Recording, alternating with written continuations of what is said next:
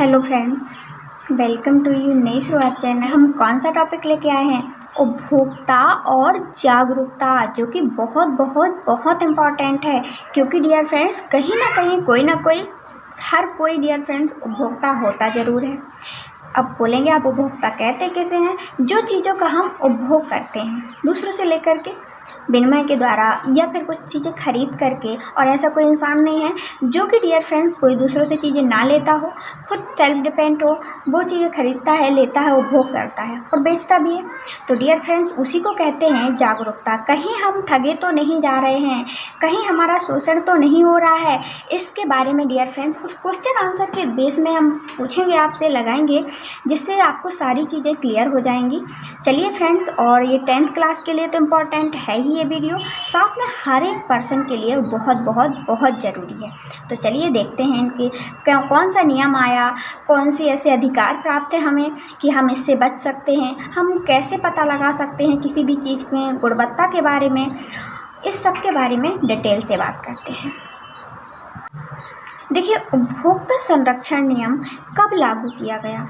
क्या 1986 में लागू किया गया था, या 1900? देखिए डियर फ्रेंड्स, कंपटीशन एग्जाम हो या किसी के लिए हो, तो बताइए जो हमारा संरक्षण प्राप्त है वो कौन से नियम पर कब लागू किया गया था? तो डियर फ्रेंड्स, हमारे संरक्षण के लिए 1996 में किया गया कि 68 में किया गया, 1900, या इनमें से कोई नहीं? तो डियर फ्रेंड जल्दी से आंसर लगाइए। तो 1986 में हमें उपभोक्ता संरक्षण अधिनियम लागू किया गया। क्लियर? और इसके पहले उपभोक्ताओं के बचाव के लिए कुछ नियम और आए थे, जो कि 1930 में आया था एक, ठीक है ना। लेकिन यदि क्वेश्चन आता है कि उपभोक्ता संरक्षण नियम कब लागू किया गया, तो डियर फ्रेंड्स ये 1986 में लागू किया गया। देखिए, उपभोक्ता जागरूकता का अर्थ क्या है? हम पढ़ तो रहे हैं उपभोक्ता जागरूकता, लेकिन अर्थ भी तो जान लें भाई। तो क्या अपने अधिकारों के प्रति सतर्कता रखना, यही है उपभोक्ता जागरूकता का अर्थ? या फिर अपने अधिकारों के, अपने कर्तव्यों के प्रति सतर्कता रखना, ध्यान देना कि हम जो काम कर रहे हैं, हमारे कर्तव्य हैं, क्या हम उसका पालन कर रहे हैं कि नहीं, और क्या हमारे अधिकार हैं, इस पर संरक्षण करना, ध्यान देना। तो डियर फ्रेंड्स, इसका राइट आंसर हो जाएगा अपने अधिकारों और कर्तव्यों दोनों के प्रति सतर्कता रखना ही उपभोक्ता जागरूकता है। ठीक है ना। देखिए फ्रेंड्स, उपभोक्ता जागरूकता आवश्यक है। अब डियर फ्रेंड्स, क्यों आवश्यक है उपभोक्ता जागरूकता पढ़ना, या क्यों हम ये टॉपिक लेके आए हैं? तो डियर फ्रेंड्स, इससे शोषण से बचाव के लिए आवश्यक है, जिससे हमारा शोषण ना हो। शोषण क्या कहलाता क्या है? तो डियर फ्रेंड्स, शोषण वो कहलाता है कि हमें कोई ना ठगे। हमारे, माना कि हम कोई चीज़ लेने जा रहे हैं और उसमें कुछ चीज़ें कंकड़ मिला दिए जाते हैं, तो हमारा शोषण हुआ ना।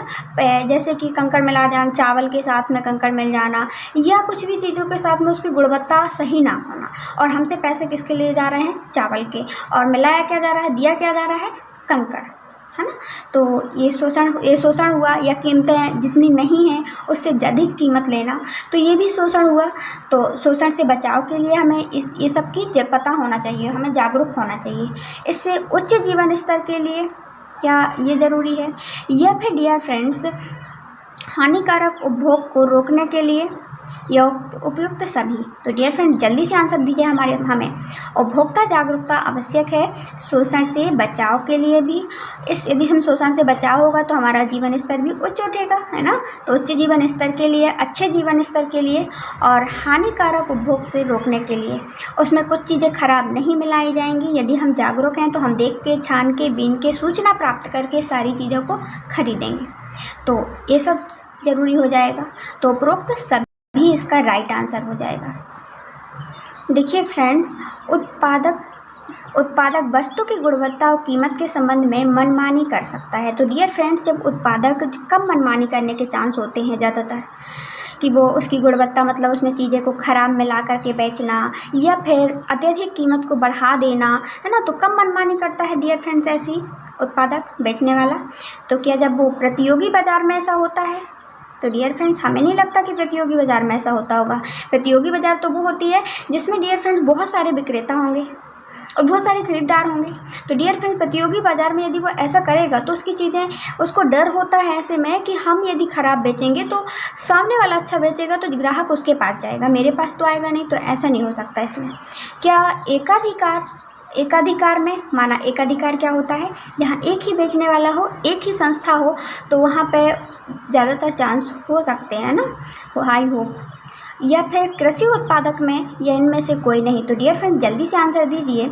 तो इसका राइट आंसर होगा एकाधिकारी बाजार में। एकाधिकार हो जब बाजार में, मतलब एक इंसान बेचने वाला हो और एक संस्था हो, तो डियर फ्रेंड्स उसको ये विश्वास होता है कि जाएंगे तो जाएंगे कहाँ, ग्राहक आएंगे तो मेरे पास, तो ज़्यादा चांस यहाँ पे मिलते हैं। उसमें वो कचरा भी मिला सकता है, उसमें कीमतें को बढ़ा भी सकता है, तो एक प्रकार से मनमानी कर सकता है। लेकिन उसे नहीं पता कि आजकल ऐसा नहीं चलता। क्यों नहीं चलता एकाधिकार बाजार में भी? क्योंकि हमें 1986 का अधिनियम यदि आपको पता है तो आप उसी की कार्यवाही आगे करा सकते हैं कि आप ऐसा माल नहीं बेच सकते। देखिए, एग मार्क वस्तु का चिन्ह, सुरक्षा का चिन्ह है। एग मार्क डियर फ्रेंड्स किस वस्तु का चिन्ह है सुरक्षा का? तो क्या आभूषण में एग मार्क लगाया जाता है उसको सुरक्षा साबित करने के लिए, जिससे हमें पता चल जाए कि ये चिन्ह लगा है, तो मान जाएंगे भारत सरकार द्वारा चिन्हित होते हैं डियर फ्रेंड्स, कुछ चिन्ह दिए जाते हैं जिससे हमें पता चल जाता है कि ये भारत सरकार की निगरानी में संस्था है और ये डियर फ्रेंड्स इसमें गुणवत्ता में गड़बड़ नहीं होगी, इसमें मिलावट नहीं होगी। तो क्या आभूषणों के लिए है यह चिन्ह, या कृषि उत्पादकों के लिए है, या ऊनी वस्त्रों के लिए है डियर फ्रेंड्स, या बिजली उपकरणों के लिए लगाया जाने वाला चिन्ह है एग मार्क? तो डियर फ्रेंड्स जल्दी से बताइए। तो एग मार्क लगाया जाता है डियर फ्रेंड्स कृषि से संबंधित उत्पादों की सुरक्षा की जानकारी देने के लिए। देखिए, ये रहा हमारा एग मार्क, चिन्ह लगाया जाता है। इस प्रकार का सिंबल होता है यदि खाने की चीज़ों में, मतलब कृषि से उत्पादन की चीज़ों में इस प्रकार का सिंबल लगा है डियर फ्रेंड्स, तो आप जान सकते हैं कि ये चीज़ें पूर्णतः गुणवत्ता युक्त हैं, इसमें मिलावट की कोई चांस नहीं है और ना ही हमें ठगा जा रहा है। जिसमें जो रेंज डले हैं वो सही है, तो इससे हमें विश्वास हो जाता है। ये रहा आपका सिंबल। आई होप आपको याद रहे और आप ध्यान रखना, जब भी आपको डाउट हो कोई चीज़ पर तो ये चिन्ह देख लेना यदि वो कृषि से उत्पादित चीज़ें हैं तो। अब बिजली उत्पादन के लिए ISA का चिन्ह लगाया जाता है। देखिए, ये रहा ISI का चिन्ह। ये किसके लिए, यानी कि बल्ब में या फिर कोई चीज़ में इस प्रकार का चिन्ह है जो बिजली से संबंधित है, तो आप समझ जाइए कि ये बिल्कुल सही क्वालिटी का है। इसी प्रकार पथ प्रदर्शक के लिए, मतलब जब कहीं जा रहे हैं इस प्रकार का चिन्ह लगा हुआ है उस वाहन में, तो आप पे कुछ में भी आप समझ सकते हैं कि ये भारत सरकार द्वारा चिन्ह दिया गया, प्रमाणित है। देखिए, रिक्त स्थान की पूर्ति कीजिए। ISI स्तर किसका मानक है डियर फ्रेंड्स? तो यहाँ पे क्या कर सकते हैं, ये मानक है गुणवत्ता का। इससे हमें ये पता चलता है इसकी गुणवत्ता अच्छी होगी, ठीक है ना, बिजली से संबंधित है। दूसरा देखिए, बिजली के उपकरणों पर फिल द ब्लैंक का चिन्ह लगाया जाता है गुणवत्ता मापने के लिए। बताइए डियर फ्रेंड्स, हम बिजली के उपकरणों पर कैसे जान सकते हैं कि कोई सही उपकरण है या गलत? तो डियर फ्रेंड्स, अभी हमने बताया था ISI का निशान लगा होगा उसमें, तो आप समझ जाइए कि बिजली के उपकरण, ये वाला उपकरण भारत सरकार द्वारा प्रमाणित है, मानक है, ठीक है। देखिए, मिलावटी खाद्य पदार्थों के विरुद्ध उपभोक्ताओं को अधिकार प्राप्त है। किसका अधिकार प्राप्त है डियर फ्रेंड्स? यदि तो उसकी जानकारी का, सूचना का और जानकारी का पूर्ण अधिकार प्राप्त है, आप ले सकते हैं। यदि कोई आपको दुकानदार नहीं दे रहा है सूचना का अधिकार, तो उसको अपन आगे कार्रवाई भी की जा सकती है, ठीक है ना। सबसे पहले आप खुद जागरूक रहें, उसके बारे में पूर्णतः जानकारी लें यदि कोई चीज़ आप खरीदने जा रहे हैं तो डियर फ्रेंड्स, सेवाओं और वस्तुओं की जानकारी का अधिकार प्राप्त है हमें। इसके बाद देखिए नेक्स्ट, तो वस्तु की पूर्ति होते हुए उसका अभाव बताना कहलाता है। बताइए। तो डियर फ्रेंड्स, इसको कृत्रिम अभाव भी कह सकते हैं, मतलब कालाबाजारी हुई, मतलब कि वस्तु है पर्याप्त मात्रा में लेकिन बताना कि नहीं उसका अभाव है, वो कम मात्रा में है, और डियर फ्रेंड्स उसको एक बड़े रूप में बेचना, बड़ी कीमत पर बेचना, ये क्या कहलाता है?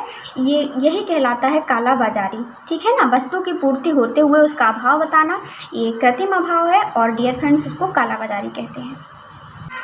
देखिए, एग मार्क संबंधित उत्पादों पर लगाया जाता है। किस पर लगाया जाता है एग मार्क? तो डियर फ्रेंड्स, कृषि उत्पादकों पर लगाया जाता है।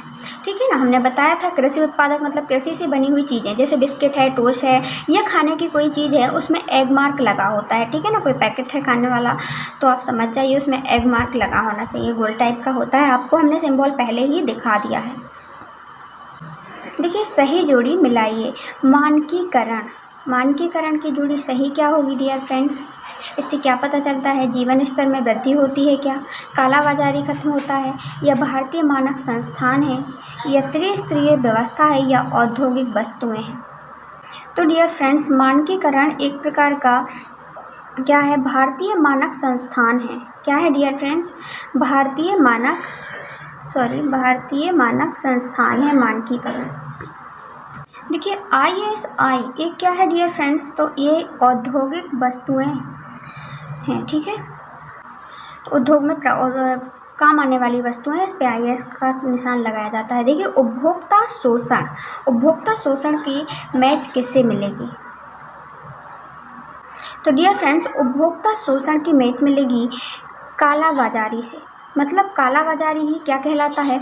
उपभोक्ता शोषण होता है। कालाबाजारी में मतलब एक अधिकार रूप से कीमत कितनी की है और समय का उपयोग देखते हुए ये प्रतियोगिता ना होने के कारण ये लोग ज़्यादा कीमत में बेचना, गुणवत्ता में कमी करना, यही कहलाता है उपभोक्ता शोषण या फिर डियर फ्रेंड्स कालाबाजारी।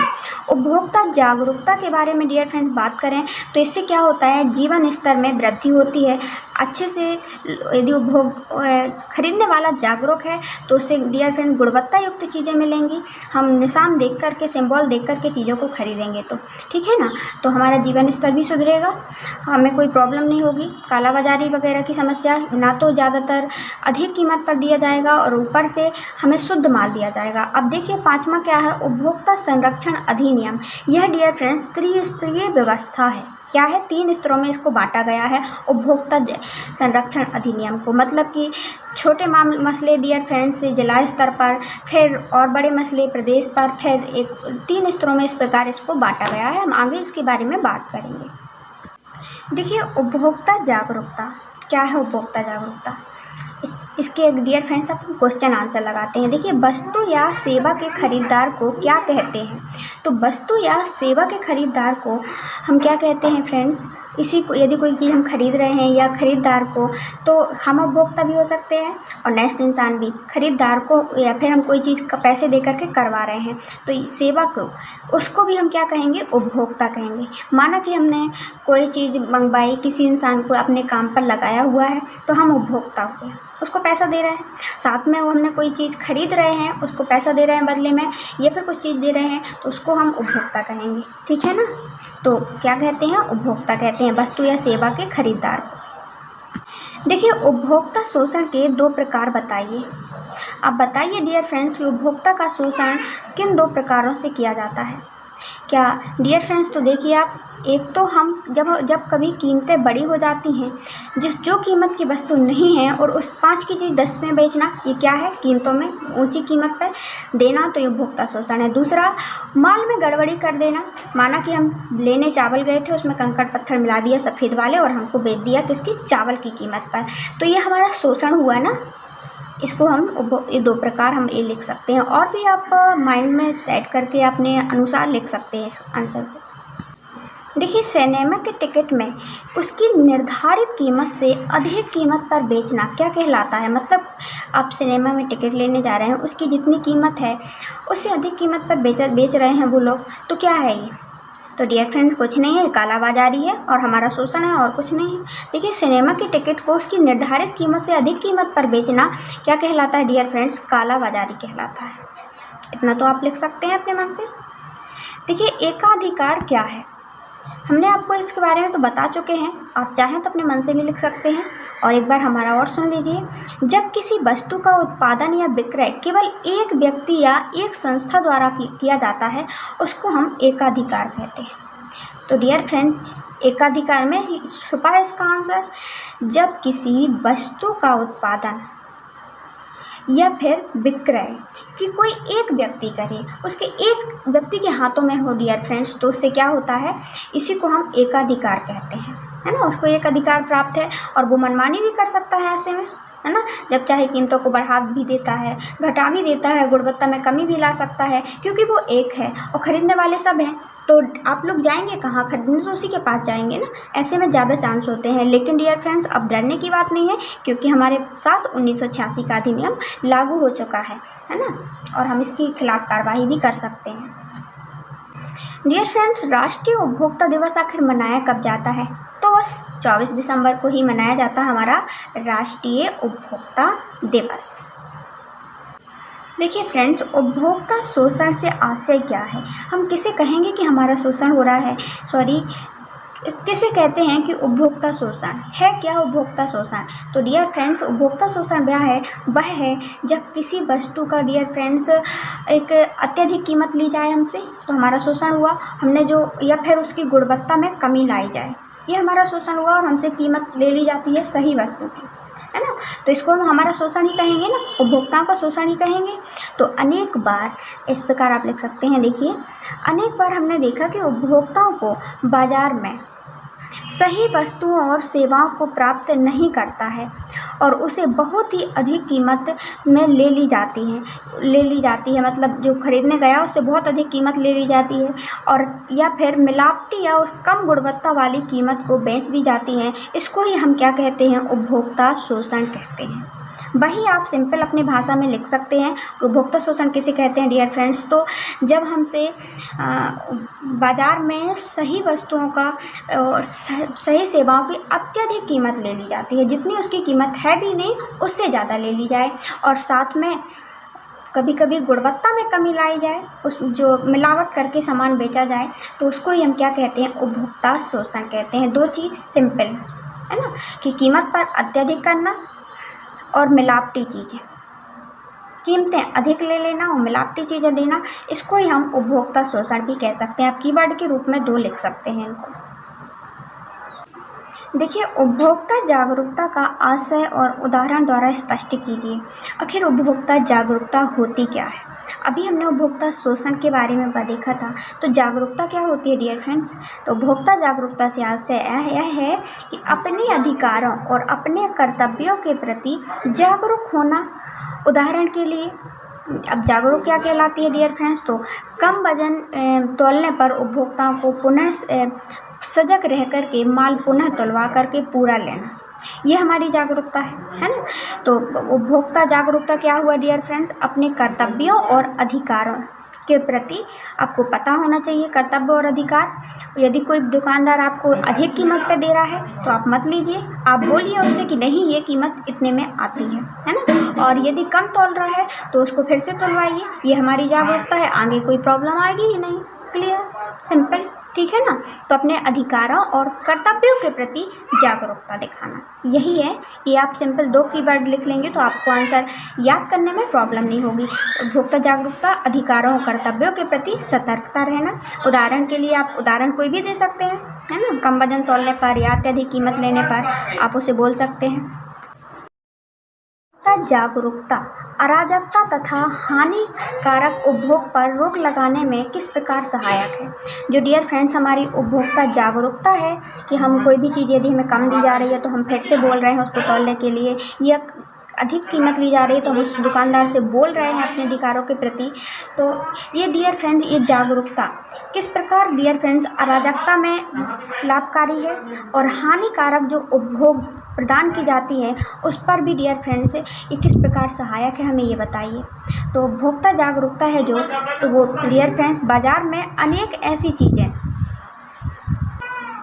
तो डियर फ्रेंड्स उपभोक्ता जागरूकता जो बाज़ार में डियर फ्रेंड्स आपने देखा अनेक ऐसी वस्तुएं भी उपलब्ध रहती हैं जो कि उपभोक्ताओं को हानि पहुंचाती हैं। जैसे हम कोई भी चीज़ लेने जाते हैं तो बाज़ार में हम देखते हैं बहुत सारी चीज़ें रखी रहती हैं जैसे कि जो हमें हानि पहुंचाती हैं और लोग खरीदते हैं, है ना। जैसे सिगरेट है, तम्बाकू है, शराब है, आदि चीज़ें हो सकती हैं जो कि उपभोक्ताओं और से उपभोक्ताओं को हानि पहुंचाती हैं। उपभोक्ता शिक्षा से उपभोक्ता को शिक्षा एवं जागरूकता से जोड़ा जाता है।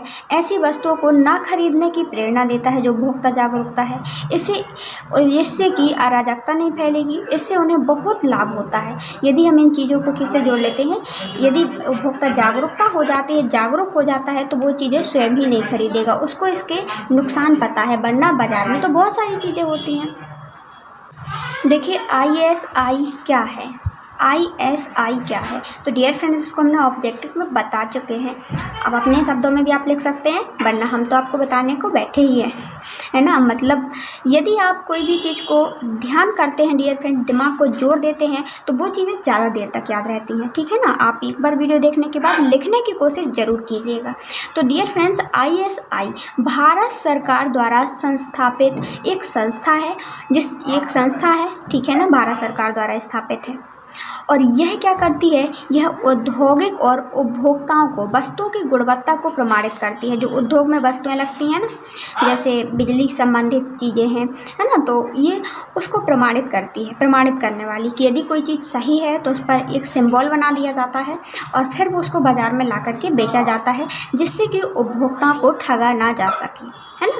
इससे वही चीज़ों में ये निशान लगाया जाता है जो चीज़ सही होती है। भारत सरकार द्वारा प्रमाणित संस्था है, ठीक है। तो ये ISI का निशान देख करके आप जान सकते हैं कि ये चीज़ बिल्कुल शुद्ध है, सही है ना। देखिए, उपभोक्ता सुरक्षा अधिनियम आखिर है क्या? लिखिए, उपभोक्ता सुरक्षा अधिनियम के बारे में हमको लिखना है। तो डियर फ्रेंड्स, यह 1986 में भारत सरकार द्वारा उपभोक्ताओं की सुरक्षा अधिनियम पारित किया गया। कब किया गया था यह पारित? 1986 में किया गया था। 1986 में पारित किया गया और इसका मुख्य उद्देश्य क्या था? उपभोक्ताओं की शिकायतों को तुरंत निपटान करना। यदि कोई उपभोक्ता शिकायत करता है, आगे कार्रवाई बताता है कि नहीं हमें ऐसे ठगा जा रहा है, हमारा शोषण हो रहा है, तो उस पर निपटान करना, या इस प्रकार हमें ठगा गया है, और कानूनी प्रक्रिया को सरल बनाना है। इसके अंतर्गत उपभोक्ताओं के विवादों का निपटारा जिला स्तर पर, राज्य स्तर पर और राष्ट्रीय स्तर पर होता है। हमने बताया था ना, उपभोक्ता संरक्षण अधिनियम में 3 स्तरों पर इसका वो होता है, निपटारा होता है, सुनवाई होती है, ठीक है ना। कौन कौन से? राज्य, यदि कोई छोटा कानून है, आप तो ये थोड़ी कम ठगा गया है, मतलब छोटा कोई मसला है, तो जिला स्तर पर इसको कर दिया जाता है, जिला स्तर पर कानून सुलझाया जाएगा। यदि बड़ा है तो राज्य स्तर पर। ये मतलब एक कैटेगरी होती है, 1 लाख के नीचे वाले मसले ज़्यादातर जिला स्तर पर जाएंगे, और राज्य स्तर पर कुछ मसले जाते हैं उससे ऊपर के वाले में, और ऊपर में राष्ट्रीय स्तर पर जाते हैं, ठीक है ना। और एक त्रिस्तरीय न्यायिक तंत्र स्थापित किया गया है। यह अधिनियम कोपरा से नाम से प्रसिद्ध है। किसके नाम से? कोपरा के नाम से प्रसिद्ध है। यह 1986 का उपभोक्ता संरक्षण अधिनियम। तो डियर फ्रेंड्स, इसमें हमने क्या देखा? जल्दी से क्विक रिवीजन दीजिए हमें। उपभोक्ता संरक्षण अधिनियम हमने देखा कि यह 1986 में डियर फ्रेंड्स क्या हुआ था? स्थापित हुआ था भारत सरकार के द्वारा, और इसमें उपभोक्ताओं से संबंधित समस्याओं को तुरंत निपटारा किया जाता है। हमने ये देखा, ये लिखेंगे कीवर्ड के रूप में। और तीसरा हमने क्या देखा? ये त्रिस्तरीय व्यवस्था है। त्रिस्तरीय व्यवस्था में कौन कौन से देखा? एक जिला स्तर, राज्य स्तर और राष्ट्रीय स्तर, मतलब पूरे राष्ट्र का मसला वहाँ जाता है, ठीक है ना। तो ये इस 3 भागों में इसको बांटा गया है। यह त्रिस्तरीय न्यायिक तंत्र है, जिससे जल्दी से जल्दी सुनवाई की जा सके और उपभोक्ताओं को संरक्षण प्रदान की जाए। यदि कोई आपको ठगा है या मतलब कि आपको शोषण हुआ है, तो आप इस प्रकार के न्यायालयों में जा सकते हैं। देखिए, उपभोक्ता जागरूकता आवश्यकता और महत्व बताइए। मतलब उपभोक्ता जागरूकता की आवश्यकता क्या है और इसका क्या महत्व है, ये हमको बताना है, ठीक है ना। तो डियर फ्रेंड्स, उपभोक्ता जागरूकता की आवश्यकता के बारे में हम बात करेंगे। इससे क्या होता है? अधिकतम संतोष प्राप्त होता है। यदि हम जागरूक हैं डियर फ्रेंड्स तो हमें संतोष प्रदान होगा। कैसे? हम चीज़ों को देख कर लेंगे, हम उसकी जानकारी ले लेंगे तब खरीदेंगे, और सब कुछ पूर्णतः जानकारी लेकर खरीदेंगे तो हमें संतोष रहेगा कि नहीं, ये चीज़ इतने की आती है, हमें किसी ने कुछ भी ठगा नहीं है। ठीक है ना? तो प्रत्येक व्यक्ति की आय सीमित होती है। वह अपनी आय से अधिक वस्तुओं सेवाओं को खरीदना चाहता है ना? और यदि उसको सही चीज़ पे मिल जाती है, सब कुछ जानकारी मिल जाती है डियर फ्रेंड्स, तो उसको असीमित संतोष की प्राप्ति होती है। दूसरा, देखिए, उत्पादकों के शोषण से बचाव, मतलब कि जो उत्पादक होते हैं उनसे उपभोक्ताओं का शोषण का बचाव हो जाता है। वो कैसे? तो देखिए, दूसरा हमने एक देखा, असीमित संतोष प्राप्त होता है। दूसरा, उत्पादकों के शोषण से बचाव। जो उत्पादक होते हैं, जो बेचने वाले होते हैं, वो विक्रेता वगैरह, वो उपभोक्ताओं को कई प्रकार से शोषण करते हैं, ये उत्पादक, तो उनसे उनका बचाव हो जाता है। उत्पादकों से हमारा बचाव होता है, वो कई प्रकार से होता है। जैसे उत्पादक क्या करते हैं, किस प्रकार शोषण करते हैं? कम तौलना, अधिक कीमत लेना और बिल ना देना। जब कीमत अधिक लेंगे तो बिल कैसे देंगे? क्योंकि हम पहुंच जाएंगे। तो डियर फ्रेंड्स, यदि आप जागरूक हैं तो आप बिल मांगेंगे, भाई ये कीमत इतने की है, ठीक है आप दीजिए, हमें बिल लिख करके दीजिए, और हम आगे कार्रवाई भी कर पाएंगे। या फिर मिलावटी करना और नकली वस्तु देना, ये इस प्रकार शोषण करते हैं। तो यदि उपभोक्ता जागरूक है तो वो ये सब चीज़ों से बच सकता है और असीमित संतोष की प्राप्ति होती है। और आप तीसरा पॉइंट क्या लिख सकते हैं डियर फ्रेंड्स कि हानिकारक वस्तुओं पर रोक लगाई जाना। यदि अभी कैसे? जैसे कि डियर फ्रेंड्स, हानिकारक वस्तु पर रोक लगाई जाना, यदि हमें पता है डियर फ्रेंड्स कि यदि कोई हानि होती है तो दुकान वाला बेचता है और बेकार की वस्तु, मिलावटी वस्तुएं बेचता है डियर फ्रेंड्स, तो हमें उससे नुकसान होता है, हम खाते हैं तो इस पर रोक लग जाएगी। कैसे? हमें संरक्षण प्राप्त है, हम जागरूक हैं, हम उसके बारे में जानकारी लेंगे, पता करेंगे और बाद में चीज़ों को खरीदेंगे। ठीक है ना? बचत की प्रेरणा भी मिल जाती है। जैसे उपभोक्ता जागरूकता व्यक्तियों को फिजूल खर्ची तथा अपव्यय से रोकती है तथा उसे सही निर्णय लेने पर प्रेरणा देती है। मतलब कि बचत की प्रेरणा मिलती है, इससे बचाव भी हो जाता है, हमारी बचत हो जाती है, क्योंकि हमें एक्स्ट्रा कीमत नहीं देनी पड़ेगी। यदि हम जागरूक हैं, हम फालतू की चीज़ें नहीं खरीदेंगे, जो हमें ज़रूरत है वो चीज़ें खरीदी हमने, और अपनी क्या हुई, इससे बचत होगी, है ना? पता चला हम शक्कर लेने गए, शक्कर के साथ साथ हमें कंकड़ भी मिल गए, है ना? तो एक फिजूल खर्ची हुई। और फिजूल खर्ची के साथ साथ बहुत सी चीज़ें ऐसी हैं जो डियर फ्रेंड्स, बहुत से दुकानदार क्या करते हैं कि कीमतें बता देते हैं कि नहीं, इसकी क्वालिटी कीमतों पर निर्धारित कर देते हैं, है ना? बोल देते हैं नहीं, ये महंगी कीमत की है, ये इसलिए अच्छी कीमत की, अच्छी वस्तु है। तो ये फिजूल खर्ची नहीं होती है इससे, यदि आप समझदार हैं तो। समाधान की जानकारी, जैसे अशिक्षित है, अज्ञानता एवं जानकारी के अभाव में उपभोक्ता वर्ग धोखा खा जाता है। अतः आवश्यक है कि वह अपने अधिकारों की जानकारी दो और दी जानी चाहिए, जिससे वो उत्पादक और विक्रेताओं को ठगे ना जा सके। जैसे क्या होता है डियर फ्रेंड, समस्याओं के समाधान की जानकारी। सबसे बड़ी समस्या क्या है? अज्ञानता। लोग अज्ञान होते हैं, अशिक्षित होते हैं, उन्हें उस चीज़ की जानकारी प्राप्त नहीं है। जानकारी के अभाव में जो उपभोक्ता वर्ग है वो धोखा खा जाता है, क्योंकि उनको ये सब की जानकारी नहीं है। ठीक है ना? अतः आवश्यक है कि अपने अधिकारों की जानकारी उसे दी जानी चाहिए, दी जावे, जिससे भी उत्पादक और उपभोक्ताओं से ठगे ना जा सके, है ना, इस अधिनियम के तहत। तो हमने क्या क्या देखा डियर फ्रेंड्स? तो इसमें हमने 4-5 टॉपिक में अपना आंसर क्लियर किया। पहला हमने देखा रोक लग जाती है, संतोष प्राप्त होता है, और हानिकारक वस्तुओं पर डियर फ्रेंड्स हमको क्या, हानिकारक वस्तुओं पर भी रोक लग जाती है ना? और हमने क्या देखा, उपभोक्ताओं की समस्या का समाधान हो जाता है ना? यदि किसी ने ठग लिया है, हम अशिक्षित थे, तो यदि हमारे पास रसीद वगैरह है, यदि उसको भी हम जानकारी दे सकते हैं। तो इस प्रकार हम लिख सकते हैं अपने आंसर को 4-5 पॉइंटों में बांट के। देखिए, उपभोक्ता का शोषण क्यों होता है, कारणों की व्याख्या कीजिए। कैसे होता है उपभोक्ताओं का शोषण? ठीक है ना? तो डियर फ्रेंड्स, किन कारणों से होता है? तो उपभोक्ताओं को आकर्षित करने के लिए कई कंपनियां डियर फ्रेंड्स आकर्षक विज्ञापन जानकारी भी देती हैं, जो कि अधिकतर फ्रॉड होती हैं। बहुत सी कंपनियां बहुत सारी झूठी मूठी जानकारी आकर्षक करती रहती हैं ना, ऐसी जानकारी दे देना अपने और खिंचाव करना कि नहीं, हम 1 के साथ 2 फ्री दे रहे हैं, कहीं ये दे रहे हैं। तो काहे देंगे वो 1 के साथ 2 फ्री काहे देंगे? आप ही बताइए ना भाई। कहीं कि क्या उनके घर में होता है सब सामान? उनको भी तो नेक्स्ट को देना पड़ेगा ना, या फिर उनको फ्री में उनको सब कुछ मिल जाता है तो कभी नहीं देंगे डियर फ्रेंड्स। ये तो सब उनका बहकावा होता है, आंखों का भ्रम होता है एक प्रकार के हमारी, है ना, भ्रमित करते हैं वो लोग हमें। तो अत्यधिक आकर्षक विज्ञापन देना, झूठी मूठी जानकारी, किंतु कई बार जानकारी पूर्ण एवं उचित नहीं होती है, सही नहीं होती है और उपभोक्ताओं को ठगे जाते हैं और उनका शोषण हो जाता है। ठीक है ना, इन्हीं कारण से उपभोक्ताओं का शोषण इसलिए हो जाता है। आपको पढ़ते हैं इनके कारणों के बारे में। ठीक है ना डियर फ्रेंड्स, इसमें अज्ञानता, पहला कारण क्या लिख सकते हैं आप? अज्ञानता। 4-5 कारण पे अपना आंसर से ख़त्म करेंगे। पहला कारण है अज्ञानता। अज्ञानता क्या है? उपभोक्ताओं को शोषण के कारण उनकी अज्ञानता है। मतलब पहला कारण क्या है डियर फ्रेंड्स उनके शोषण का? उनकी अज्ञानता है। उपभोक्ता वस्तुओं को की कीमत, गुणवत्ता, उससे संबंधित सेवाएं आदि के विषय में जानकारी नहीं होती है उपभोक्ताओं को। ठीक है ना, यदि उनमें मेन चीज़ क्या है? अज्ञानता होना, उनको समझदार ना होना। ठीक है ना, उसकी ना तो उसे कीमत पता है यदि आपको किसी की चीज़ की, ना उसकी गुणवत्ता पता है और आपने ना उसकी कुछ भी चीज़ का पता है और हमने खरीद लिया, तो ये अज्ञानता है। इसके कारण क्या हो जाता है? हमारा शोषण हो सकता है। सीमित जानकारी, माना कि हमें वैश्वीकरण में इस युग में बाजार में अनेक प्रकार के उत्पादों का भरा पड़ा है बाजार, है ना, बहुत प्रकार के उत्पादक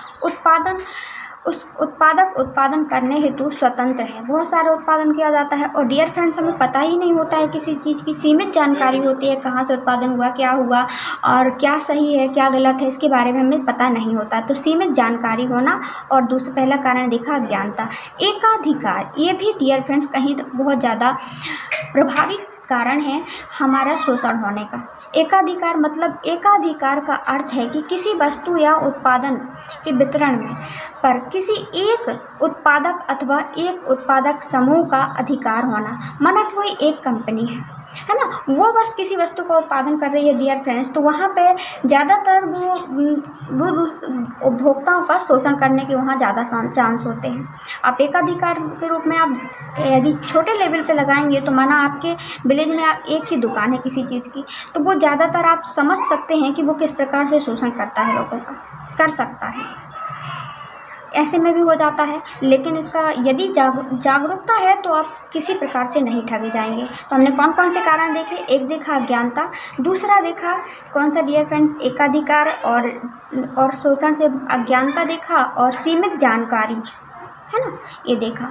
अब देखते हैं डियर फ्रेंड टेली मार्केटिंग। अभी क्या होता है टेली मार्केटिंग? तो देखिए आजकल कंप्यूटर के युग में टेली मार्केटिंग का चलन है और टीवी पर अपने विज्ञापन देते हैं वो लोग, और टीवी पर विज्ञापन देते होंगे और वस्तु के संबंध में जानकारी देकर सीमित भी कीमत भी बता दी जाती है। तो इससे भी हो जाता है हमें उसके बारे में पूर्णतः जानकारी नहीं है, जो सीमित जानकारी दी और शायद हम उस पर विज्ञापन दिए और हम ले लेते हैं, है ना। तो वो होता है टेली मार्केटिंग। तो हमने कौन कौन से देखे डियर फ्रेंड्स? इसमें हमने देखा, पहला देखा कारण अज्ञानता, दूसरा सीमित जानकारी, तीसरा एकाधिकार, चौथा टेली मार्केटिंग। इस प्रकार आप कारणों को आप लिख सकते हैं। ठीक है ना, तो आप लिखने में कोई प्रॉब्लम होगी क्या? देखिए सीमित जानकारी, अज्ञानता और एकाधिकार, टेली मार्केटिंग। आप इनको कीवर्ड के रूप में लिख लीजिए। आप इतना बड़ा आंसर, अब यदि आपको एक पॉइंट याद आ गए ना तो डियर फ्रेंड 2-2, 3-3, 4-4 लाइन आप ऑटोमेटिकली बढ़ा ले जाएंगे और आपको याद करने में कोई भी प्रॉब्लम नहीं होगी, इतना बड़ा आंसर। सो डियर फ्रेंड्स, कैसा लगा ये वीडियो, कैसी लगी हमारी ये जानकारी? प्लीज़ कमेंट बॉक्स में कमेंट करके ज़रूर बताएं। Thank you.